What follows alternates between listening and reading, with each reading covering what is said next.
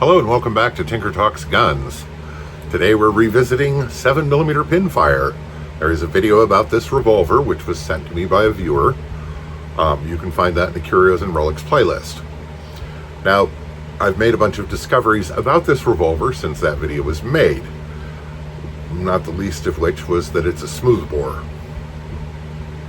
So this was probably not among the elite quality level of guns of its type when it was made in the mid-19th century. But overall it's in pretty good condition, and I certainly think it is up to the task of being fired with pinfire ammunition. The problem is pinfire ammunition has not been made for a very, very long time. There are kits available from Europe to reload it, and they are very well conceived, very well made, and very expensive. So on my budget, that was never really an option. So what to do? Well, first of all, I measured the chambers and discovered that a .308 caliber bullet fits nicely in the chambers. That was a clue. I also checked the bore by forcing a slug through it and checking the diameter of the slug, and it came out to .300 inches. Not 308, it's a true .30 caliber. That presented some other issues. So, since I want to fire this, and I have to make ammo, I got to casting around for ideas of how to do this. So, let's go to the tabletop and have a quick look at that. So in essence, a pinfire cartridge is a copper cup, or brass cup, with a percussion cap, a pin protruding through the side to engage the percussion cap, and some black powder to fill the case. Now, first of all, the only .30 caliber bullets that are true 300 diameter that I know of are for a 7.35mm Carcano, and they are jacketed rifle bullets, so they are not really well suited.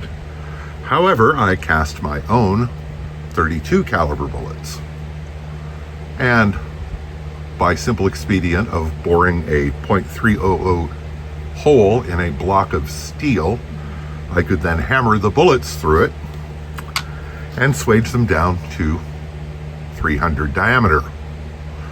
Now, these require a heel-based bullet like a .22 long rifle. So I then stuck the resized bullets in my lathe and turned them down until the end of the bullet would fit in the cartridge. For the cartridges, I procured these. These are jackets for people who swage their own bullets to make rifle bullets. And they're .308 outside diameter. They fit nicely in the chambers.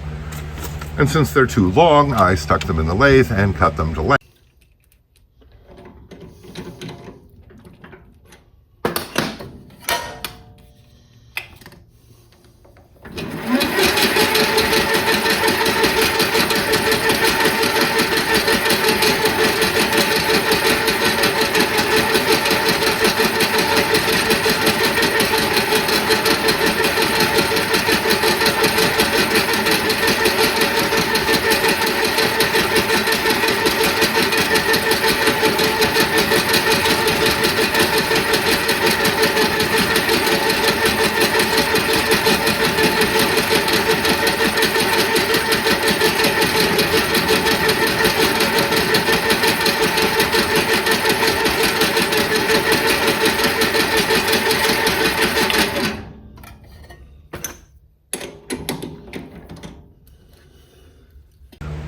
Then I bored a hole through the side of the cartridge and inserted a percussion cap.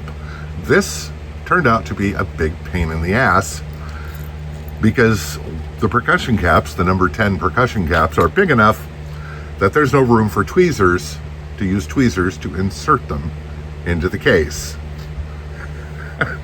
So I came up with a simple expedient of sticking a thin rod with super glue to the side of the percussion cap, dabbing it in super glue, and then sticking it to the back of the cartridge case, lined up with the hole in the side. And then since there was more glue on the back of the cap than there was holding the tiny rod on, I was able to just work the rod loose and leave the percussion cap stuck in place. And then I could insert the pin, which is just 1/16" brass rod, and everyone has to be cut to length and have the ends sanded flat, which is kind of annoying. Then it was a matter of determining how much black powder was appropriate for the amount of volume in the cartridge, because black powder has to fill the cartridge and be slightly under compression to operate safely, and I determined that amount under this bullet to be 4.3 grains of black powder. Now this bullet is bigger and probably heavier, I believe, than standard 7mm Pinfire bullets. This one weighs 91 grains.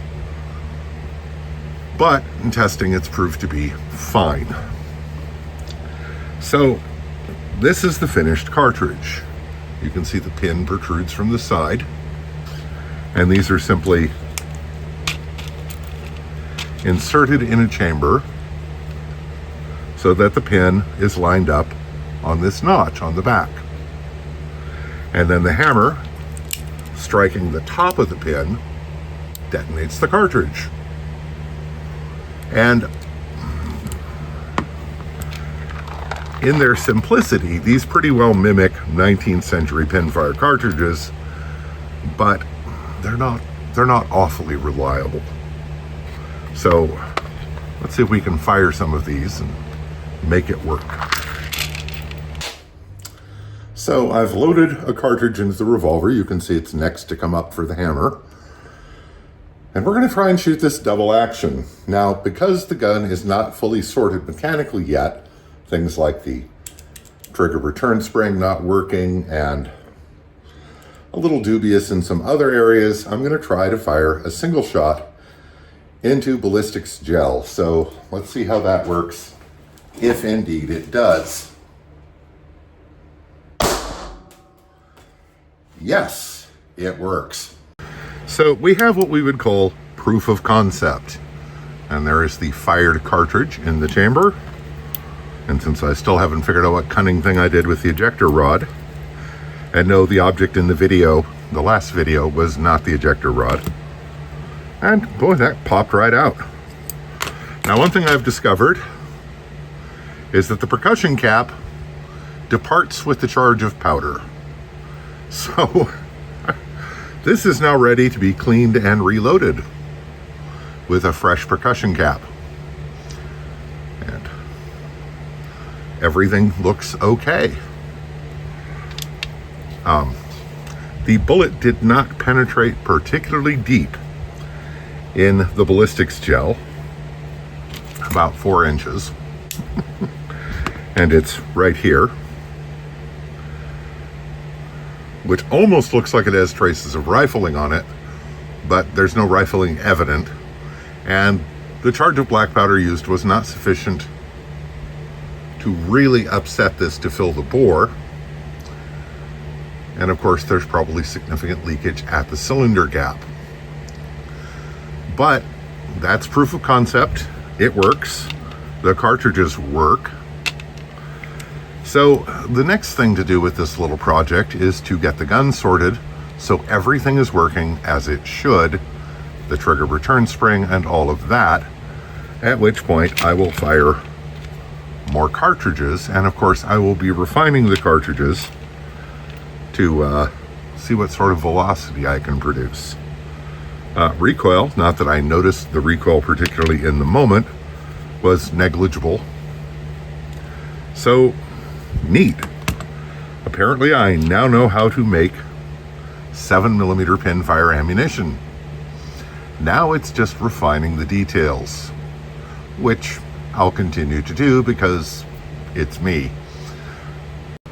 So the goal from here is to produce reliable ammunition that maybe gets a little more velocity than that and get the gun sorted so that it's mechanically as it should be. Right now, the single action notch for some reason, does not rotate the cylinder enough to necessarily index, and it is very, very dubious that it will hold. And it's a hair trigger. I don't like that, but I can get that sorted when I can steel myself to delve once again into the depths, the horrifying depths of a 19th century solid frame revolver. So, I'd like to shout out to my supporters on Patreon. It's very much a shoestring operation, and your contributions help more than you know. I'd also like to thank channel benefactors, those individuals and businesses who have contributed to the channel in innumerable ways and really helped make this work. Thank you all. Shout out to Rain City Shooting Center for providing material support to the channel, as always. So, that's it for this time, but the early results are promising. So I hope this finds you well. Stay safe, take care, and I'll talk to you again real soon.